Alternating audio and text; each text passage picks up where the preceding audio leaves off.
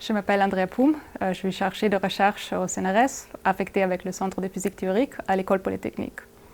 Henri Poincaré, qu'on voit ici dans cette œuvre magnifique, il est regardé largement comme un des derniers savants universels qui a maîtrisé l'ensemble des branches mathématiques à son époque.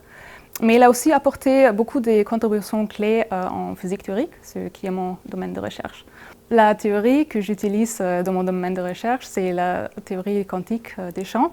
C'est basé sur la mécanique quantique et la relativité restreinte, et elle obéit la symétrie, le groupe de symétrie de Poincaré.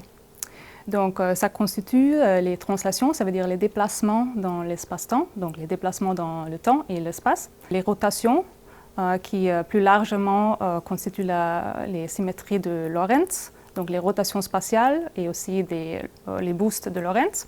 Et en plus, les renversements de temps et la parité, ça constitue la groupe de Poincaré. Et donc la théorie des champs quantiques qui décrit des modèles pour l'évolution des particules, elle obéit cette symétrie, cette groupe de symétrie de Poincaré. Donc ça, c'est un groupe très important pour décrire le modèle standard des particules et les théories qui est basée sur les théories quantiques des champs dans notre univers.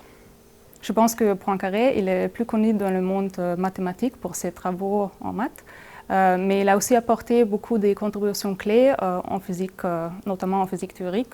Une des questions qui me passionne beaucoup, c'est quelles sont les symétries de la nature. Et ça veut dire les symétries au-delà des symétries de Poincaré. Donc, une de mes recherches actuelles, je me pose la question, quelles sont toutes les symétries de la nature? Donc Poincaré, il nous a montré qu'il y a des symétries de l'espace-temps qui contiennent les translations, donc les déplacements dans l'espace-temps, les rotations, les boosts de Lorentz et le renversement du temps et de parité. Mais il y en a d'autres.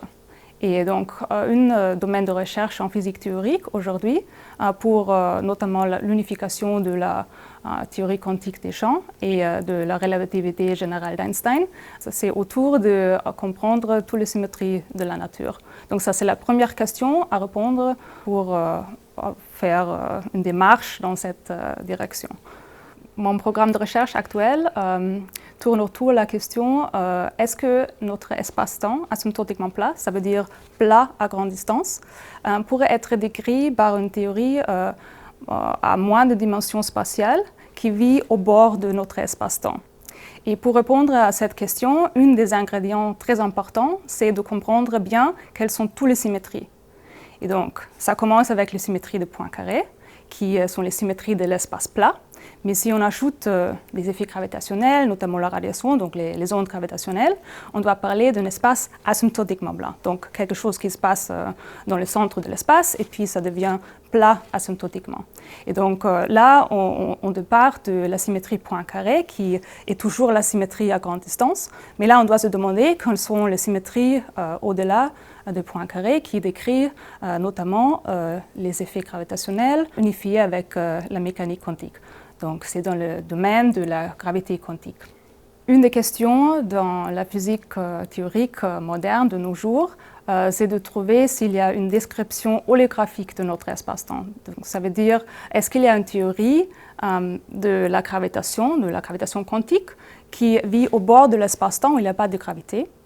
Et donc, la première pas pour comprendre s'il y a une dualité entre une théorie de la gravité quantique dans un espace-temps et une théorie au bord de cet espace-temps qui ne contient pas de gravité, c'est d'identifier la symétrie dans la théorie gravitationnelle dans le bulk et la théorie au bord de l'espace-temps qui ne contient pas de gravité.